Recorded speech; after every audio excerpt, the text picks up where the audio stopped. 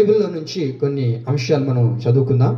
మత్తయి సువార్త 6వ అధ్యాయము 8వ వాక్యాన్ని మనం చదవగలిగితే, ప్రభువైన యేసుక్రీస్తు ప్రభుల వారు ఈ భూలోకంలో సంచరిస్తూ ఉన్నప్పుడు, అది ప్రారంభ దినాలు, 6వ అధ్యాయము 8వ వాక్యాన్ని కానీ మనం చదవగలిగితే, యేసు ప్రభుల వారు శిష్యులతో మాట్లాడుతూ ఉన్న ఒక సందర్భం. అది చదువుతారా మాటను? మొదటి మాటే, మీరు వారి వలె ఉండకుడి, మీరు మీ తండ్రిని అడుగుట మునిపే మీకు అక్కరగా నున్నవేవో ఆయనకు తెలియను. ఆమేన్. దేవుని ప్రియులారా, కళ్ళెత్తిన వైపు చూడండి. యేసుక్రీస్తు ప్రభుల వారు శిష్యులతో చెప్తూ ఉన్నారు. ఏమని చెప్తూ ఉన్నారయ్యా అంటే, ప్రార్థన ఎలా చేసుకోవాలో, ఆ ప్రార్థనలో ఎలా ఒక క్రైస్తవుడు నడిపించబడాలో అనే ప్రార్థన అంశాల గురించి అక్కడ రాయబడి ఉంటాయి. అయితే యేసు ప్రభు అంటారు, మీరు వారి వలె ఉండకుడి. ఏమని రాయబడింది అక్కడ? వినాలి మీరు. మీరు వారి వలె ఉండకుడి అని అంటే, ఎవరి వలె ఉండకూడదు? ఎందుకని వారి వలె ఉండకూడదు అని యేసు ప్రభు అంటూ ఉన్నారు? మనం కూడా అనేక సందర్భాల్లో మనం యేసు ప్రభుల వారు కూడా శిష్యులందరితో చెప్తున్న మాట ఏంటో తెలుసా? మీరు వారి వలె ఉండకుడి అని అన్నాడు. వారి వలె ఉండకుడి అనిన తర్వాత అంటారు, మీకు ఏది కావాలో అవన్నీ కూడా దేవుడికి తెలుసు. అంతేనా అక్కడ రాయబడిన మాట? చదవండి ఆ మాటను. మీరు మీ తండ్రిని అడుగుక మునిపే మీకు అక్కరగా ఉన్నవేవో అవన్నీ కూడా దేవునికి తెలుసు గనుక, మీకు ఏ అవసరత ఉందో, మీరు ఏది కావాలనుకుంటూ ఉన్నారో, మీరు దేని కొరకు ప్రాకులాడుతూ ఉన్నారో, దేని కొరకు ప్రయాసపడుతూ ఉన్నారో అవన్నీ కూడా దేవుడికి తెలుసు. అవన్నీ మీకు ఖచ్చితంగా దేవుడు ఇస్తాడు, అందులో సందేహం లేదు. అయితే దేవుడు అవన్నీ కూడా మీకు ఇవ్వాలి అని అంటే, మన అక్కర్లన్నీ ప్రభు తీర్చాలి అని అంటే మనం ఎలా ఉండాలో తెలుసా? వారి వలె ఉండకూడదు. మీకు అర్థమవుతుందండి? మన పిల్లలకి ఏం చెప్పి పంపిస్తాం? స్కూల్కి వెళ్ళేటప్పుడు, నువ్వు వాడి వలె ఉండకుండా ఉంటే నీకేం చేస్తావు తెలుసా? 10 రూపాయలు ఇస్తావు ఈరోజు అంటాం. అవునా కదక్క? నువ్వు వాడి వలె ఉన్నావు అనుకో, నీకు అన్నం కూడా పెట్టమంటాం. అని అంటే మనకేం కావాలో మన తల్లిదండ్రులకు తెలుసు. మీకు అర్థమైంది అక్కడ రాయబడిన మాట ఏమని? మీరు అడగక మునిపే మీ అక్కర్లన్నీ ప్రభువుకు తెలుసు. నువ్వు అనుకుంటున్నావు, నేను ప్రార్థన చేస్తున్నాను కదా, నా ప్రార్థనకు జవాబు రావట్లేదు, నా సమస్యలు ఎన్నో ఉన్నాయి కదా, మరి ప్రభువుకు తెలియదా? నా అక్కర్లు ఎన్ని ఉన్నాయి దేవుడు చూడట్లేదా? నా కష్టాలు ఎన్ని, ఒకదానికి పోతే ఒకటి, మరొకటి పోతే మరొకటి, ఇన్ని కష్టాలు ఎదురవుతున్నాయి, దేవుడు చూడట్లేదా అని అంటే, దేవుడికి అన్నీ తెలుసు, అన్ని గుర్తెరిగే దేవుడు. కానీ ఎందుకు దేవుడు మనకు ఆలస్యం చేస్తున్నారంటే, ఇంకా మీరు వారి వలె ఉన్నారు కనుకనే యేసయ్య అంటారు, మీరు వారి వలె ఉండొద్దు. మీకు ఏ అక్కర కావాలని ఉందో, మీ ఏ అవసరతలు అయితే ఉన్నారో, మీరు ఏ బాధల్లో అయితే నడిపించబడుతున్నారో అవన్నీ కూడా దేవుడు మనకివ్వడానికి సిద్ధంగానే ఉన్నాడు. ఆమేన్. దేవుడు అవన్నీ కూడా మనకు ఇవ్వాలి అని అంటే మనం ఏం చేయాలి చెప్పండి? అది వారి వలె ఉండకూడదు. వారి వలె ఉండకుండా ఉన్నప్పుడు మన అక్కర్లన్నీ కూడా ప్రభు తీరుస్తాడు. మీ పిల్లలకి ఏం కావాలో మీకు తెలుసా? తెలియదండి. ఈ ఎండాకాలం సెలవులు అయిపోయిన తర్వాత ఏం చేస్తారు? Bag, water bottle, tiffin box, ఏమాక షూ, ఆ తర్వాత కొత్త బట్టలు, అబ్బో ఎన్ని చేస్తాం. ఎందుకని? వాళ్ళకి ఏ అవసరం ఉందో మనకు తెలుసు కాబట్టి. అదే నీకు ఇష్టానుసారంగా బిడ్డ బ్రతకపోయినాడు అనుకోండి, మీకు ఇష్టానుసారంగా ఉండకపోయాడు అనుకోండి, నువ్వు తీసిస్తావా? బ్యాగ్ తీసి ఏమండి, బట్టలు తీసి, వాడికి కావాల్సినవి ఏవి కూడా తీసి. ఎందుకనంటే వాడు అంతగా నాకు ఇష్టమైన వాడిగా లేడండి, వాడు నేను చెప్పినట్లుగా బ్రతకట్లేదు, వాడు ఇష్టానుసారంగా బ్రతుకుతున్నాడు కాబట్టి వాడికి ఏది తీసేయాలన్నా నాకు మనసు రావట్లేదు అని అంటాం. ఎందుకనంటే వాడు నేను చెప్పినట్టుగా ఉండట్లేదు. మీకు అర్థమవుతుందండి? మన అక్కర్లన్నీ ప్రభువుకు తెలుసండి. ఈ మాట మీరు గుర్తుపెట్టుకోండి. మన అక్కర్లన్నీ ప్రభువుకు తెలుసు. నీ భర్తను ఎప్పుడు మార్చాలో, నీ భర్తను ఎప్పుడు తీసుకొని రావాలో, నీ సమస్యలు ఎప్పుడు తీర్చాలో, నీ స్థితిగతులు ఎప్పుడు దేవుడు మార్చాలో ప్రతిదీ కూడా దేవుడికి తెలుసు తెలుసు తెలుసు. అయితే తెలిసిన దేవుడు ఎందుకు ఇంకా ఆలస్యం చేస్తున్నారంటే, మీరు వారి వలె ఉన్నారేమో కనుక వారి వలె ఉండకుండా ఎవరి వలె ఉండాలి అని యేసు ప్రభులు వారు చెప్తూ ఉన్నారు. వారి వలె మనం ఉన్నప్పుడు, వారి వలె మనం ఉండకుండా దేవుడు చెప్పినట్లుగా మనం ఉంటే మనకు కలిగే ఆశీర్వాదాలు ఏంటి? మరి వారి వలె మనం ఉండాలి అని అంటే మన దేవుడు ఎవరయ్యా అంటే, ఎప్పుడు కూడా ఏకరీతిగా ఉండే దేవుడు. అందుకే హెబ్రీ పత్రిక 13వ అధ్యాయం 8వ వాక్యంలో మనం చూడగలుగుతాం. యేసుక్రీస్తు ప్రభుల వారు ఎవరు అని అంటే, యేసుక్రీస్తు నిన్న నేడు ఒకటే రీతిగా ఉన్నవాడు. ఆ మాట చదువుతారా? హెబ్రీ పత్రిక 13:8. యేసుక్రీస్తు నిన్న నేడు ఒకటే రీతిగా ఉన్నాడు. అవును, యుగ యుగములకు ఒకటే రీతిగా ఉన్నాడు. ఈ మాట ఎందుకు చదివిస్తున్నానంటే, యేసు ప్రభుల వారు నిన్న నేడు ఏకరీతిగా ఎప్పుడైనా ఒకే రీతిగా ఉండేవాడు. ఆయన మార్పు చెందే దేవుడు కాదు. మీకు అర్థమవుతుందండి? ఆదిలో మన ప్రభు ఎలా ఉన్నాడో ఇప్పుడు కూడా అలానే ఉన్నాడు. రాబోయే దినాల్లో కూడా అలాగే ఉంటాడు. మనల్ని పరిపాలించేటప్పుడు అలాగే ఉంటాడు. మనం ఆయనతో యుగయుగాలు జీవించేటప్పుడు కూడా అలాగే ఉంటాడు. ఎందుకయ్యా అంటే ఆయన ఏకరీతిగా ఒకటే రీతిగా ఉండేవాడు. ఆయన మార్పు చెందే దేవుడు కాదు. కనుక ఆ దేవుడిని మనం ఆరాధిస్తున్నప్పుడు ఆయన వలె మనం కూడా ఉండాలి. మీకు అర్థమవుతుందండి? ఆయన ఎలా ఉన్నాడు? ఒకటే రీతిగా ఉన్నాడు. నిన్న నేడు ఎలా ఉన్నాడు? యుగ యుగములు ఒకే రీతిగా ఉన్నట్లుగా క్రైస్తవంలోనికి పిలువబడిన తరువాత, యేసయ్యలోనికి మనం చేర్చబడిన తరువాత, దేవుని యొక్క సంఘానికి మనం వచ్చిన తరువాత, ఇమ్మానుయేలు ప్రార్థనా మందిరంలో మనం చేర్చబడిన తరువాత ఒకే రీతిగానే మనం బ్రతకాలి. ఇలా ఉండాలి అని అంటే ఇంక అలాగే ఉండాలి. ఇంక మార్పు చెందకూడదు దాంట్లో నుంచి. మీకు అర్థమవుతుందా? ఇలా ఉండాలి అని అన్నప్పుడు ఇంక దాంట్లోనే ఉండాలి. అలా ఉంటేనే మన అక్కర్లన్నీ ప్రభు తీరుస్తాడు. ఆమేన్. మన స్థితిగతులన్నిటినీ ప్రభు మారుస్తాడు. ఎందుకయ్యా అని అంటే ఆయన ఎవరు? ఎప్పుడు కూడా ఒకే రీతిగా ఉండే దేవుడు గనుక. మరి ఒకే రీతిగా ఉండే దేవుడిని మనం ఆరాధిస్తున్నప్పుడు కూడా ఎలా ఉండాలి? ప్రారంభంలో మనం ఎలాగుంటున్నామో మనము దేవుని చెంతకు చేరేంత వరకు కూడా మనము కూడా అలాగే ఉండాలి. ఆమేన్.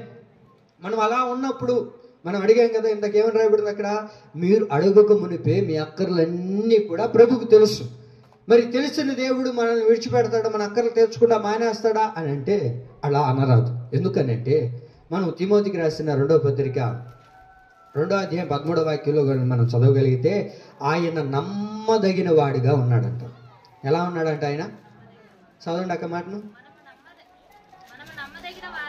మనము నమ్మదగని వారమైనను ఆయన నమ్మదగిన దేవుడు. చాలు, మనం నమ్మదగిన వాళ్ళం కాదని దేవుడే చెప్తున్నాడు అక్కడ.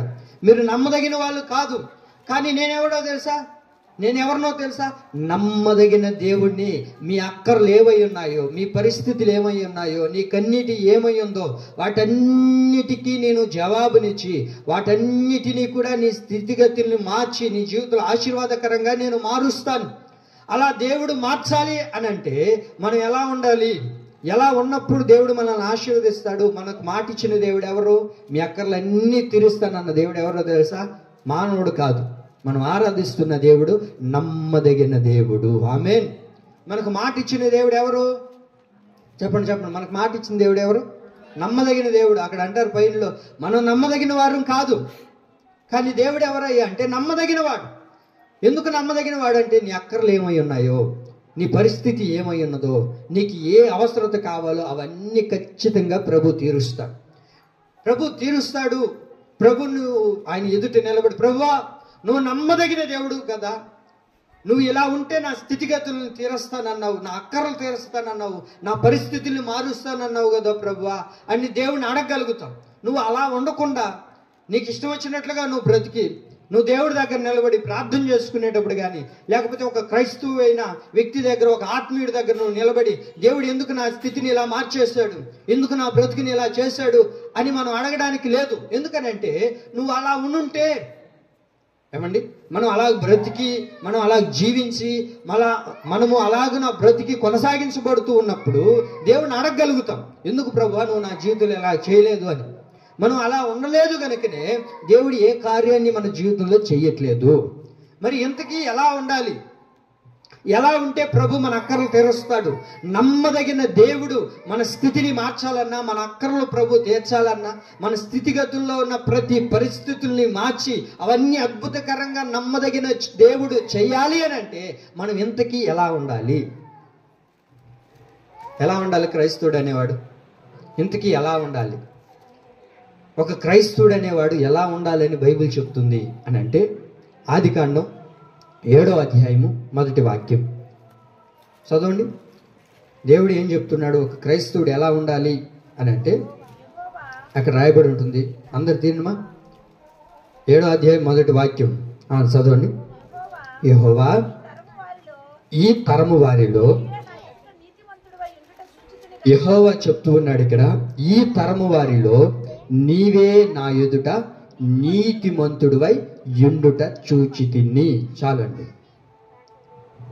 దేవుడు చెప్తున్న చక్కటి మాట ఏంటో తెలుసా, ఈ తరము వారిలో, ఈ 2024 సంవత్సరంలో దేవుడు సన్నిధికి వస్తున్న మీతో అంటారు, దేవుడు ఏమంటున్నాడో తెలుసా, నీవు నా ఎదుట ఎలా ఉండాలో తెలుసా, నీతిమంతుడివై ఉండు. ఇది మొదటి మాట. ఎలా ఉండాలి ఒక క్రైస్తవుడు అంటే, మొట్టమొదటిగా ఎలా ఉండాలో తెలుసా, ఒక క్రైస్తవుడు నీతిమంతుడై ఉండాలి. ఆమేన్. ఒక క్రైస్తవుడు ఎలా ఉండాలి చెప్పండి, గట్టిగా చెప్పండి, ఇంకాస్త గట్టిగా. ఒక క్రైస్తవుడు ఎలా ఉండాలి అంటే నీతిమంతుడిగా ఉండాలి. ఇది చాలా మంది అడుగుతారు కదా, నేను చెప్పాను కదా ఇందాక, అయ్యా మేము ఫస్ట్ మందిరానికి వస్తున్నాం, మాకు తెలియదు అయ్యా, మందిరంలో ఎట్లా ఉండాలో ఎట్లా నడుచుకోవాలో ఎన్ని తెలియదు, మీకు కూడా ఏం తెలియదు. ఒకవేళ తెలుసునంటే నీతి కూడా మనలో ఉంటుంది. యేసయ్య అంటారు, దేవుడు అంటారు ఇక్కడ, ఈ తరము వారిలో మీరు నా ఎదుట ఎలా ఉండాలో తెలుసా, నీతిమంతులై ఉండాలి. ఆమేన్.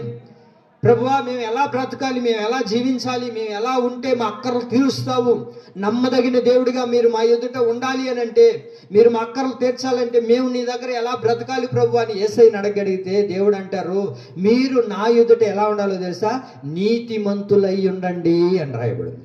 దేవుని ఎదుట మనం ఎలా ఉండాలి, దేవుని సంఘంలో ఎలా ఉండాలి, సమాజంలో ఎలా ఉండాలి, అన్ని జనుల మధ్యలో మనం ఎలా ఉండాలి అంటే నీతిమంతులై ఉండాలి. మందుల వరకే కాదు నీతిమంతులుగా ఉండడం, ఇంటిలోకి పోతే నీతి తప్పిపోకూడదు, సమాజం మధ్యలోనికి వెళ్తే నీతి తప్పిపోకూడదు. ఎక్కడ ఉన్నా నీవు నీతిమంతుడుగానే ఉండాలి. పాపం మధ్యలో మనం బ్రతుకుతూ ఉన్నాం, పాపపు లోకంలో మనం జీవిస్తున్నాం, పాపపు స్థితిగతిలో మనం నడిపించబడుతూ ఉన్నప్పుడు పాపము ఏ మాత్రం నీకు అంటకుండా నీతిమంతుడుగా నువ్వు ఉండాలని దేవుడే కోరుకుంటూ ఉన్నాడు. ఈ తరము వారిలో నువ్వు ఎలా ఉండాలో తెలుసా, నీతిమంతుడై ఉండాలి. నీతిమంతుడిగా మనం ఉండాలని దేవుడు కోరుకుంటూ ఉన్నాడు. ఒక క్రైస్తవుడు ఎలా ఉండాలి అంటే నీతిమంతుడిగా ఉండాలి. చాలా మంది చెప్తారు, అయ్యా నీతిమంతుడిగా ఉండాలంటే అది ఈ రోజుల్లో టెక్నాలజీ పెరిగిపోయింది, ఏమండి కంప్యూటర్ టెక్నాలజీ వచ్చేసింది, ఇంతటి జ్ఞానంలో నడిపించబడుతున్నప్పుడు ఒక వ్యక్తి నీతిమంతుడిగా బ్రతకడం అసాధ్యం. ఎక్కడ చూసినా పాపం, ఎవడి ఆలోచనలు చూసినా పాపం, ఎవడి చూపు చూసినా పాపం, ఎక్కడ చూసినా పాపం ఏలుబడి చేస్తుంది కదా. క్రైస్తవుడు అనేవాడు ఏదో ఒక పరిస్థితిలో పాపం చేస్తాడు, ఏదో ఒక స్థితిగతిలో పాపం చేయకుండా మానడు అని అంటే దేవుడు అంటారు, ఈ తరము వారిలో నీవు నా ఎదుట ఎలా ఉండాలో తెలుసా, నీతిమంతుడై ఉండాలి. ఆమేన్.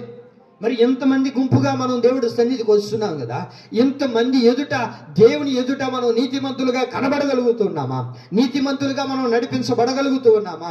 దేవుడే అంటారు, ఈ తరము వారిలో నువ్వు ఎలా ఉండాలో తెలుసా, నీతిమంతుడై ఉండాలి. ఆమేన్. మనం ఎలా ఉండాలి, నీతిమంతుడిగా మనం ఉండాలి. దేవుడు ఇది కోరుకుంటూ ఉన్నాడు మన దగ్గర నుంచి. నువ్వు నీతిమంతుడిగా ఉంటే నీ అక్కర ఏమైనదో, నీ పరిస్థితి ఏమైందో, నీ స్థితిగతులు ఎలా మార్చబడిపోయి ఉన్నాయో నాకు తెలియదు, కానీ నీ పరిస్థితులన్నిటినీ ప్రతికూలంగా దేవుడు నీకు మార్చాలి అని అంటే మనం ఏం చేయాలో తెలుసా అండి, ఈ తరము వారిలో మనం ఎలా ఉండాలా. ఎవరైనా వచ్చారు అనుకోండి, కొత్తగా ఇప్పుడు ఎస్తేరాకు ఉంది, ఎస్తేరాకు వచ్చి కొత్తగా వస్తుంది కాబట్టి, ఈ మధ్య బాప్తీసం తీసుకుంది కాబట్టి, ఆమె వచ్చి మైరు అక్క కాడికి వచ్చి, అక్క నువ్వు ఎప్పటి నుంచో పాడుతున్నావు, బాగా చక్కగా పాటలు పాడతావు అక్క, నువ్వు చక్కగా ఆరాధన చేస్తుంటావు అక్క, అక్క మందిరానికి వచ్చేటప్పుడు నేను మొన్నే బాప్తీసం తీసుకున్నాను కదా అక్క, ఎట్టుండాలక్క అని అడిగింది అనుకో, అయ్యేవో మ్యా ఎట్టయినా ఉండొచ్చు కానీ అది ఎవరిది అనుకున్నా, మా అంకల్ తాతది కదా, నిన్నెవడు ఆడ అడిగేదిరా, నువ్వు ఎట్టయినా ఉండవు, అవన్నీ ఏం పట్టించుకో, నువ్వు మందిరానికి రావాలా, అది వేసుకుంటే సరిపోతుంది. మొదటిగా ఏం చెప్పలేదు తెలుసా, ఒక క్రైస్తవుడు నువ్వు యేసయ్య దగ్గరికి రావాలంటే మొట్టమొదటిగా నీకు నీతి కలగాలి. ఆమేన్. ఏమి ఉండాలి మనలో, నీతి ఉండాలి. ఆ నీతి ఉంటేనే నువ్వు ఇతరులకు చెప్పగలుగుతావు. ఈ తరము వారిలో మనం ఎలా ఉండాలా అక్క? అసాధ్యమా? సాధ్యమా? సాధ్యమేనా? సాధ్యమైతేనేగా దేవుడు చెప్తాడు. అసాధ్యమైతే దేవుడు చెప్పడుగా. మన దేవుడు ఎవరు? అన్నిటినీ సాధ్యపరిచే దేవుడు. ఒక క్రైస్తవుడు ఎలా ఉండాలయ్యా అంటే నీతిమంతుడిగా బ్రతకాలి. ఆమేన్. నీతిమంతుడిగా ఉండాలి. ఆ నీతి నీకు లేనంతసేపు, నీతి ఎంత మాత్రం నీ జీవితంలో లేకపోయినా, నీతి నీ కుటుంబంలో లేకపోయినా, మనం ఎంత క్రైస్తవ్యం చేసినా అది వ్యర్థము వ్యర్థము వ్యర్థము. నువ్వు నీతిగా బ్రతికితే నీ పక్కనున్న వాళ్ళు కూడా నీతిగా బ్రతకాలని ఆశపడతారు, నీలాగా ఉండాలని ఆశపడతారు. అందుకే యేసయ్య అంటారు, మీరు వారి వలె ఉండకూడి. ప్రభు ఇంటికి వారు ఎలా ఉన్నారయ్య అంటే అవినీతి పరులుగా బ్రతుకుతూ ఉన్నారు. లోకములో అనేక మంది దేవుడంటే తెలియక, దేవుడంటే ఎరగక, దేవుడి దగ్గరికి రాక అవినీతి మార్గాల్లో నడిపించబడుతూ ఉన్నారు. నేను మిమ్మల్ని అందరినీ చేర్చుకున్నది ఎందుకో తెలుసా? మీరందరూ నీతిమంతులుగా బ్రతకాలని. ఆమేన్. మనం దేవుడి సన్నిధికి వస్తూ కూడా, దేవుడి యొక్క మందిరానికి నడిపించబడుతూ కూడా, దేవుని ఆరాధిస్తూ కూడా మనలో నీతి లేకపోతే మనం చేస్తున్న భక్తి ఎందుకు? వాళ్ళు అంటారు, మేము అవినీతి పరులుగా ఉన్నాము, మందిరానికి పోయే మీరు కూడా అవినీతి పరులుగా ఉన్నారు, ఇంక మీకు మాకు తేడా ఏంది? అందుకే యేసయ్య అంటారు శిష్యులందరినీ చూసి, మీరు వారి వలె ఉండకూడి. మీరు ఎలా ఉండకూడదు? ఓ దైవజనుడిగా నేను కూడా చెప్తున్న మాట ఏంటో తెలుసా? అన్ని జనులు నడిపించబడుతున్న అవినీతితో మీరు ఉండొద్దు. ఎందుకయ్యా అంటే దేవుడు నీ అక్కర్లు తీర్చాలని ఆయన ఆశపడుతూ ఉన్నాడు. ఆయన నమ్మదగిన దేవుడు. ఆయన ఖచ్చితంగా నీ అక్కర్లన్నీ తీరుస్తాడు. నీ బాధలన్నిటినీ ప్రభు తీరుస్తాడు. అలా తీర్చాలి అని అంటే మనం ఏం చేయాలి? ఈ తరము వారిలో నీతిమంతుడిగా మనం బ్రతకాలి. ఇంతకీ ఈ నీతి ఎక్కడ దొరుకుతుంది? నీతి ఎక్కడ దొరుకుతుంది? నీతి ఎక్కడ దొరుకుతుంది అని అంటే, నీతి ఎక్కడ దొరుకుతుంది? బెంగళూరులో బస్సు దిగ్గానే బస్ స్టాండ్ వెనక ఒక ఆయన కొట్టు పెట్టుకుంటాడు. అక్కడ పోతే దొరుకుతుంది అక్క బెంగళూరులో? ఎక్కడ దొరుకుతుంది నీతి? దేవుని సన్నిధిలో. ఇంకా నీతి ఎక్కడ దొరుకుతుంది? బైబిల్లో ఒక వ్యక్తి ఉన్నాడు, ఆయనకి నీతి దొరికిందంట. ఆ నీతి ఎక్కడ దొరికింది, ఎక్కడ వెతికితే ఉనింది అని అంటే, రోమపత్రిక 4:3 చదవండి. ఇక్కడ ఒక భక్తుడు కనబడతాడు. ఆయన చెప్తున్న ఒక చక్కటి మాట చూడండి. అక్కడ నీతి ఎక్కడుంది అని అంటే, రోమపత్రిక 4:3 చదువుతారు.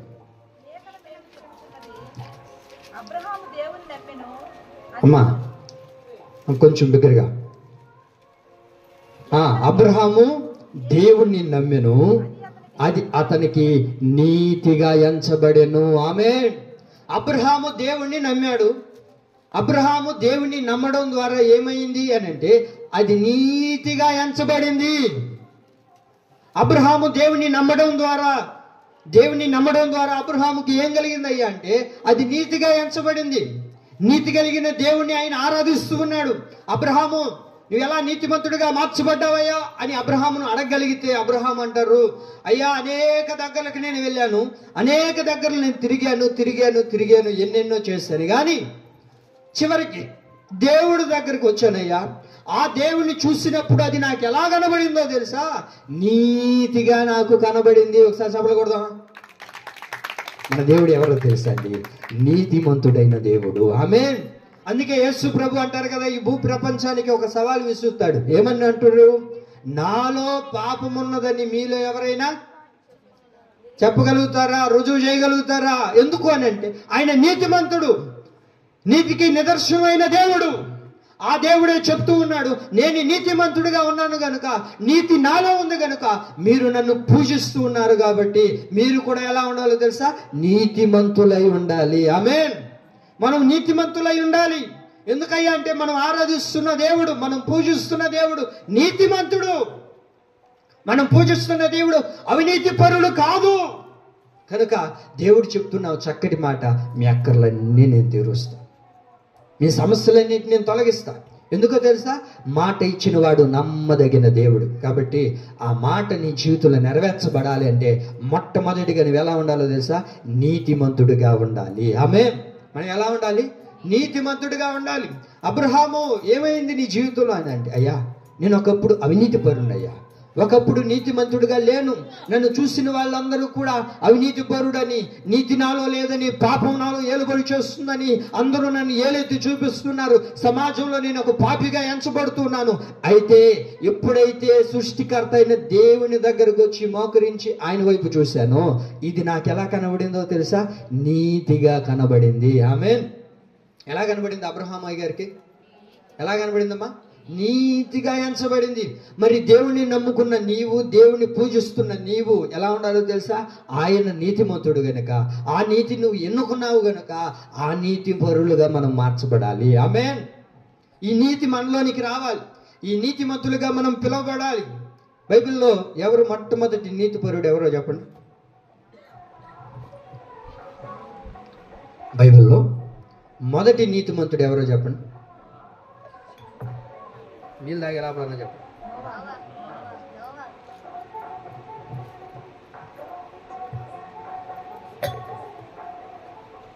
ఎవరు? నవాహేనా? నవాహేనా? మత్తయి సువార్త 23వ అధ్యాయం 35వ వాక్యం చదవండి.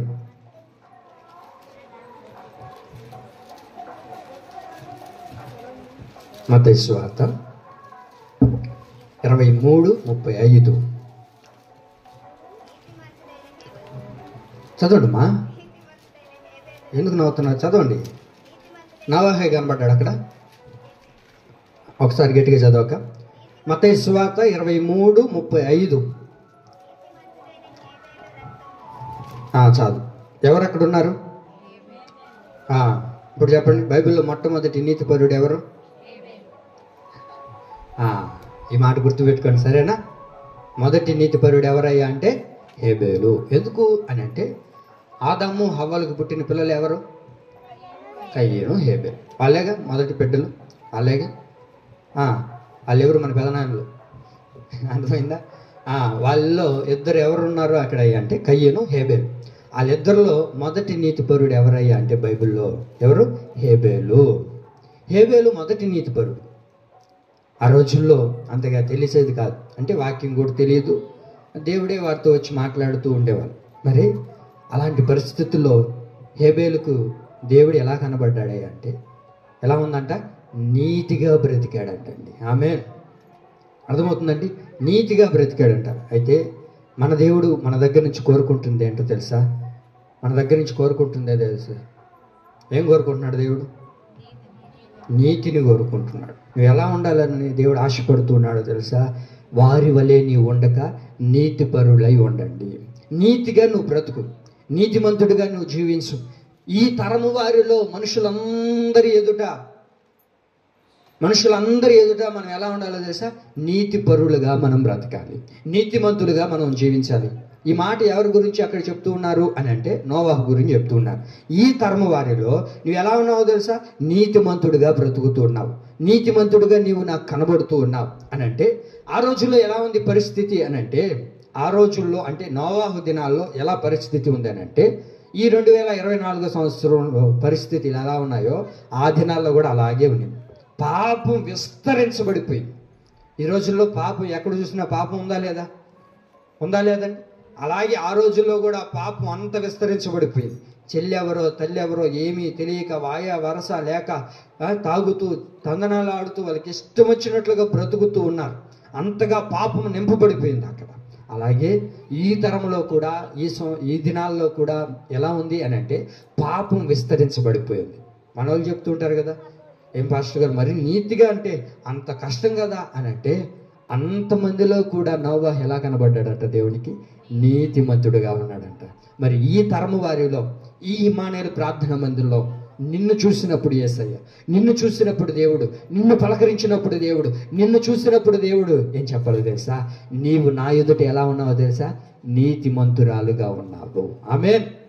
మనం నీతిమంతులుగా ఉంటే ఈ మాట గుర్తుపెట్టుకో, మనం నీతిమంతులుగా ఉంటే మనము, మన కుటుంబం, మన పిల్లలు రక్షించబడతారు. ఆమేన్. అర్థమైందండి? అక్కడ ఎవరున్నారు? నోవాహు గారు కనబడతారు. నోవాహు ఒక్కడేగా నీతిపరుడు, వాళ్ళ కుటుంబీకులు నీతిపరులు అని రాయబడిందా బైబిల్లో? మీరు చెప్పాలి. నోవాహు యొక్క భార్య కూడా నీతిమంతురాలు. ఆయన పిల్లలు కూడా నీతిమంతులు అని రాయబడిందా బైబిల్లో? అంత మాత్రాన వాళ్ళ అవినీతి పరులు అని చెప్పడానికి లేదు. మీకు అర్థమవుతుందండి? ఆయన నీతిని బట్టి ఏమయ్యాడు అని అంటే కొద్దో గొప్ప వాళ్ళు కూడా ఆ త్రోవలోనే నడిపించబడి ఉంటారు కదండి. ఆ కుటుంబాన్ని అలాగే కాపాడుకొని ఉంటాడు కదండి. ఈ తరము వారిలో ఎలా ఉన్నాడు అని అంటే నోవహు నీతిపరుడుగా ఉన్నాడు కనుకనే తన భార్యని, తన పిల్లలను, అందరినీ, తన కుటుంబీకులందరినీ ఏం చేశాడు? ఓడలోనికి నిలబెట్టుకొని తన కుటుంబాన్ని రక్షించుకున్నాడు. ఆమేన్. నీవు నీతిపరుడుగా ఉంటే నిన్ను, నీ పిల్లలను, నీ భర్తను కూడా ప్రభు ఏం చేస్తాడో తెలుసా? కాపాడడానికి సమర్థుడైన దేవుడు. ఆమేన్. అయ్యా నా భర్త ఇంకా మారలేదయ్యా, నా పిల్లలు ఇంకా మారలేదయ్యా, నా కుటుంబ పరిస్థితులు మారలేదు పాస్టర్ గారు, గట్టిగా ప్రార్థన చేయి. ఎంత గట్టిగా ప్రార్థన చేసినా నా ప్రార్థన ఏమీ లే, అంత నీ చేతిలోనే ఉంది. అవునా కదా? నేను ఇప్పుడు ఈ బోర్ రాత్రంతా కూర్చొని ప్రభువా అని నేను ప్రార్థన చేసి ఏడ్చి ప్రార్థన చేసి దొలికిలాడి మందిరం అంతా దొలికిలాడేసి అయిపోయిందా పని? ఉదయం 6 అయిపోయిందా? లేచి దా ప్రార్థన చేసి ఇచ్చిన అయిపోయినా రాసి పో అని చెప్పి అడుగుతాను. అమ్మ కూర్చొని వచ్చింది అనుకో, పాస్ అవుతుందా? చెప్పండి అక్క, ఎందుకు పాస్ అవుతుంది? నేను రాత్రి అంతా దొలుకులాడి ప్రార్థన చేస్తున్నానుగా. చెప్పండి. ఆమె రాయాలంటే ముందు రావాలి. మీకు అర్థమవుతుందా మాటలు? ఆమె రాయాలంటే ఆమెకు రావాలి. నేను ఎంత దొలుకులాడి ప్రార్థన చేసినా ఎంత కన్నీళ్ళు విడిచినా నీకు నీతి లేకపోతే నీ భర్త ఎలా మారుతాడు? నీతి అనేది నీ కుటుంబంలో ఏలుబడి చేయకపోతే నీ పిల్లలు ఎలాగా మారగలుగుతారు? ఈ నీతి నీ హృదయంలో ఉండగలిగితే, నీతి నీ జీవితంలో ఉండగలిగితే, నీతి కలిగిన వ్యక్తిగా దేవుడు నిన్ను చూడగలిగితే ఖచ్చితంగా నీ భర్తను, నీ పిల్లలను, నీ కుటుంబ స్థితిగతులన్నిటినీ నా ప్రభు నిన్ను మార్చునుగాక. ఆమేన్. కొంతమంది చెప్తారు, సరే ప్రార్థన చేస్తాం, చేయను అని నేను చెప్పట్లేదు, కానీ నేను ఎంత ప్రార్థన చేసినా నీలో ఏముండాలి? నీతి ఉండాలి. నేను ఎంత ప్రార్థన చేసి, నేను ఎంత దేవుని స్తుతించి, ఎంత మొరపెట్టి నువ్వు ఇంటికి వెళ్ళిన తర్వాత ఇది ఇట్లా చేయకూడదమ్మా, సొప్పులు ఎడ పెట్టకూడదు, సీపురు మూల ఉండకూడదు. ఏమాక బిడ్డకి ఊరికే ఏమొచ్చిందాక సరిగ్గా అరగడంలే, దిష్టిది. నువ్వు ఎంత దిష్టిలు తీసి ఇన్ని కార్యక్రమాలు చేస్తూ నీ భర్త మారమంటే ఎలా మారుతాడు? నీకు నీతి ఉంటే, నీతి వ్యక్తిగా నువ్వు బ్రతకగలిగితే నీ స్థితిగతులను దేవుడు మార్చడా? మీకు అర్థమవుతుందండి? అయ్యా ఈ తరము వారిలో నోవహు ఎలా ఉన్నావో తెలుసా? నీవు నా ఎదుట నీతిమంతుడిగా నువ్వు నాకు కనబడుతున్నావు. అయ్యా నేను నీతిమంతుడిగా కనబడుతున్నాను కదా ప్రభువా. అయితే ఏం చేస్తున్నాడో తెలుసా దేవుడు అండి? ఆ నీతిమంతుడిని బట్టి తన కుటుంబాన్ని అంతటిని ప్రభు కాపాడాడు. ఏ విషయంలో నువ్వు నీతిమంతుడిగా దేవునికి కనబడట్లేదేమో, అది ఫోన్ విషయంలో కానివ్వండి, అది టీవీ చూసే విషయంలో కానివ్వండి, ఏ విషయంలో మీరు నీతిమంతుడిగా ఉన్నారు, నీతిమంతులుగా లేరో నాకు తెలియదు. ఎందుకంటే నేను మిమ్మల్ని ఏమన్నా ఇంటికి వచ్చి రోజు మీతో ఉంటున్నానా? ఏమక్క, జ్ఞానక్క, ఎక్కడికి వచ్చి బాగా పాటలు పాడతాం. నేను వ్యక్తిగతంగా నేను ఎలా ఇంట్లో ఏం చేస్తున్నాను మీకు తెలుసా? మీరు మీ ఇంట్లో ఏం చేస్తున్నారు నాకు తెలుసా? కానీ అన్నిటినీ చూసే దేవుడు ఒకడు ఉన్నాడుగా, ఆయన చూస్తూ ఉన్నాడుగా. మరి నేను అంటాను, అంత భూప్రపంచంలో అంతమంది ఉన్నప్పుడు ఎవరు కనబడ్డారు దేవుడికి? నీతిమంతుడే కనబడ్డాడు. నీతిమంతుడైన వాడిని వదిలేశాడా దేవుడు? అయ్యా నువ్వు ఒక్కడవే నీతిమంతుడు, రా నేను తీసుకొని వెళ్ళిపోతా అని అన్నాడా? రే బాబు ఒక వాడును కొట్టు. ఈ నీతి ఎవరికైతే నీతిగా ఎంచబడతాడో అందరిని పిలుచుకో, రాలేదంటే వదిలే. నీ నీతిని బట్టి నీ కుటుంబాన్ని కూడా రక్షిస్తాడు దేవుడు. ఆమేన్. అందుకే దేవుడు అంటున్న మాట ఏంటో తెలుసా? నువ్వు నీతిమంతులుగా ఉండాలి. మనం ఎలా ఉండాలంట? నీతిమంతులుగా ఉండాలంట. నేను టక్క టక్క టక్క టక్క చెప్పేస్తాను. నీతిమంతులుగా ఎందుకు దేవుడు ఉండమంటున్నాడు చెప్పండి? నీతిమంతులుగా ఉండమని దేవుడికి ఎందుకు మనకు చెప్తూ ఉన్నాడు? నీతిమంతులుగా ఉంటే మనకు కలిగే ఆశీర్వాదాలు ఏంటంటే, నీతిమంతులుగా ఉంటే బైబిల్లో బోల్డన్ని ఆశీర్వాదాలు దాచబడి ఉన్నాయండి. బైబిల్లో ఏమున్నాయి? బోల్డన్ని ఆశీర్వాదాలు ఉన్నాయి నీతిగా ఉంటే. అబ్బా అసలు చెప్పలేం ఎన్ని ఆశీర్వాదాలు ఉన్నాయో నీతిమంతుడిగా ఉంటే.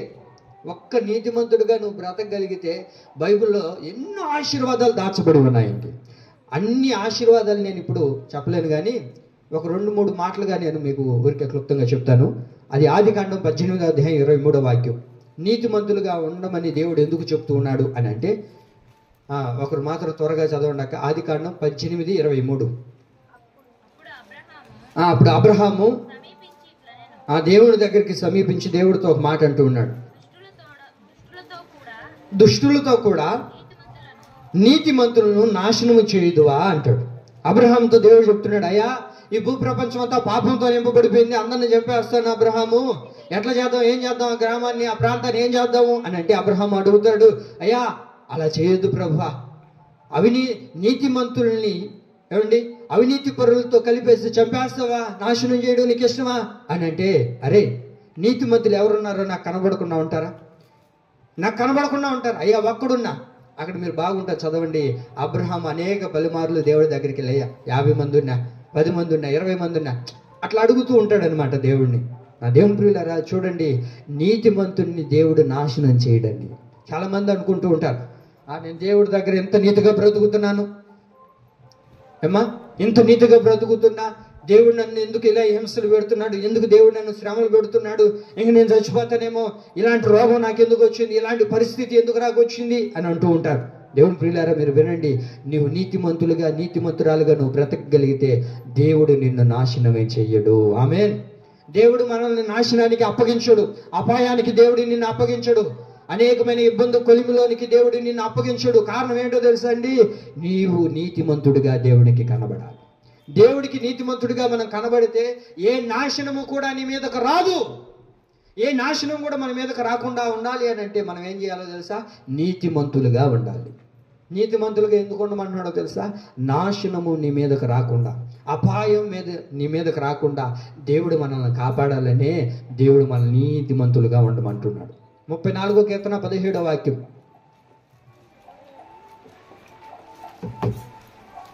34వ కీర్తన 17వ వాక్యం త్వరగా.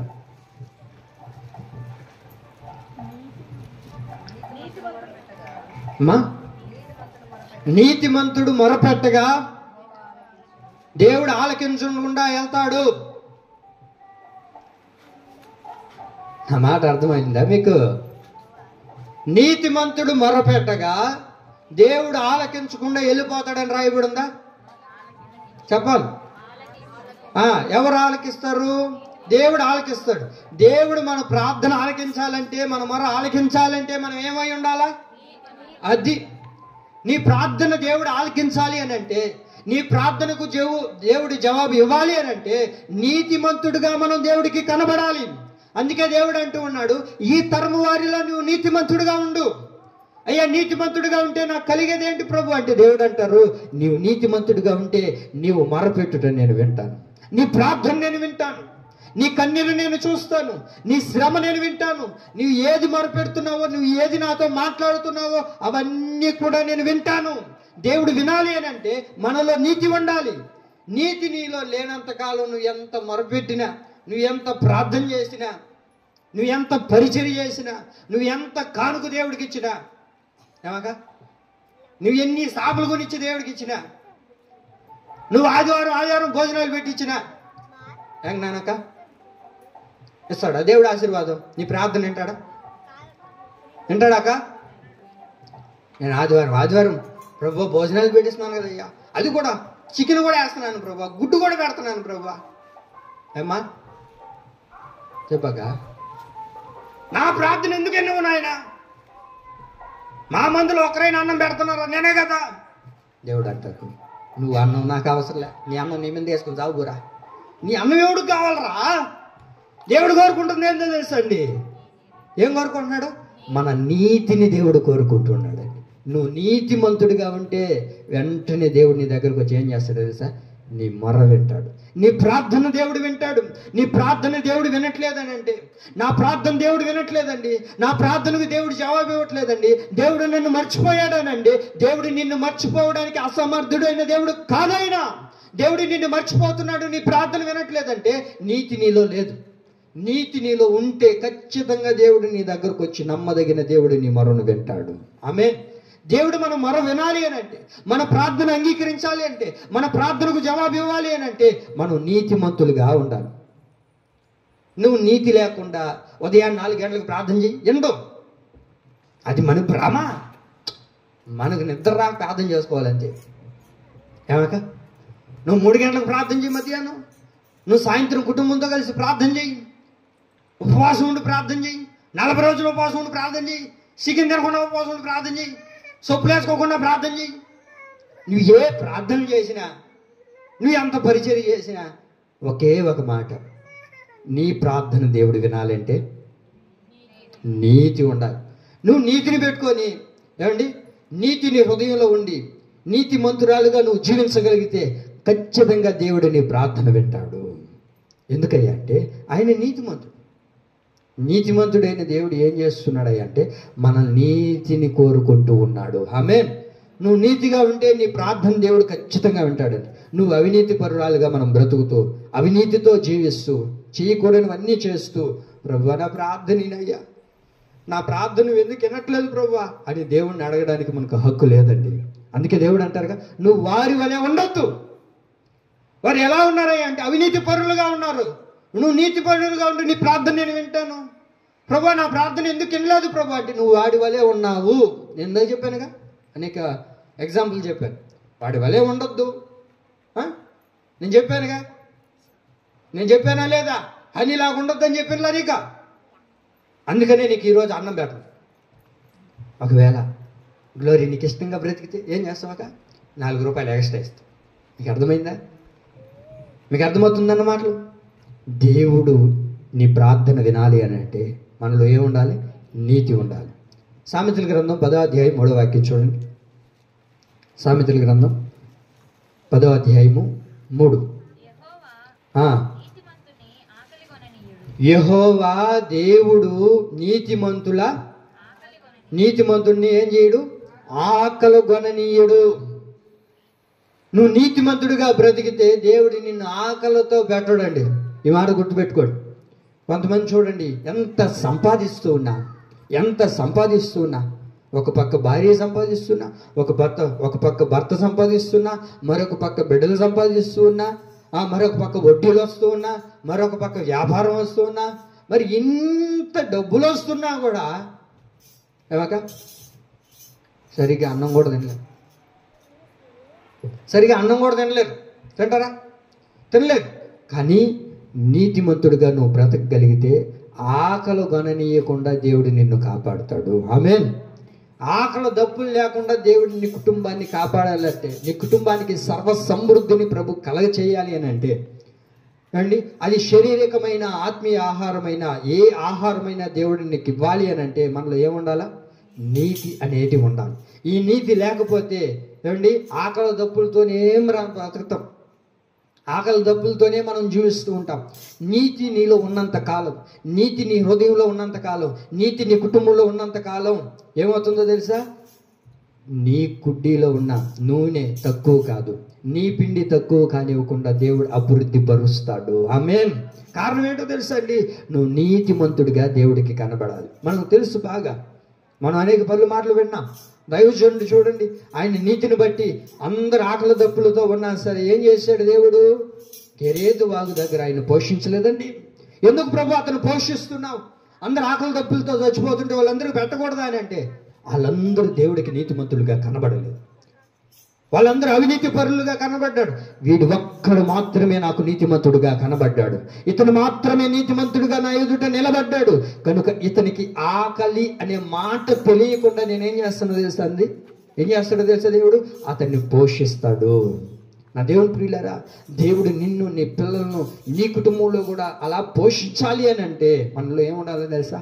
నీతి అనేది ఉండాలి. నీతి ఉంటే నీ కుటుంబంలో ఏమీ లేకపోయినా ఏదో ఒక పరిస్థితి ద్వారా దేవుడు ఆకలి దప్పులు నీకు లేకుండా దేవుడు నీకు సమృద్ధిని కలగజేస్తాడు. ఆమేన్.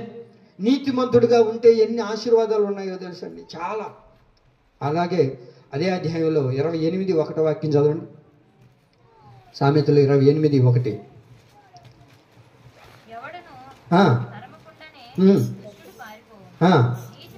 నీతిమంతుడు సింహం వలె ధైర్యముగా ఉంటాడు. ఆమేన్.